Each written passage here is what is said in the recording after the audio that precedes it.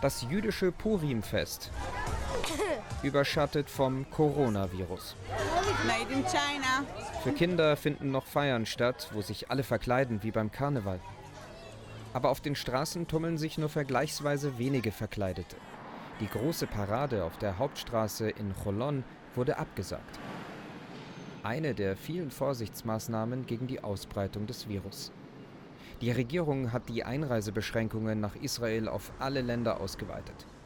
Jeder, der einreisen will, muss sich in Israel nachweislich in 14-tägige Quarantäne begeben. Tausende Flüge wurden gestrichen. Am Flughafen von Tel Aviv hat der Putzroboter freie Fahrt durch leere Hallen. Die wirtschaftlichen Folgen sind immens, insbesondere für den Tourismus im Heiligen Land. Alleine Hotels rechnen mit Ausfällen von 100 Millionen Euro pro Monat. Auch der Zugang zu den palästinensischen Autonomiegebieten wurde abgeriegelt.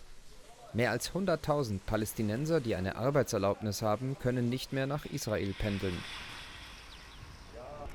In Bethlehem waren mehr als 20 Corona-Fälle bekannt geworden, darunter Angestellte dieses Hotels.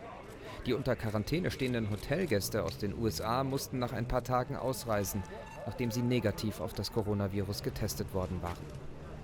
Die Stadt Bethlehem steht praktisch unter Quarantäne. Die Palästinenserführung hat für die Dauer von einem Monat einen Gesundheitsnotstand verhängt. Schulen, Moscheen und Kirchen wurden geschlossen. Darunter auch die Geburtskirche Jesu Christi. Sicherheitsvorkehrungen auch im Gazastreifen. Die Sorge ist groß, dass das Coronavirus bald auch hier auftritt. In einem der am dichtesten besiedelten Gebiete der Welt mit schlechter Gesundheitsversorgung und miserabler Infrastruktur.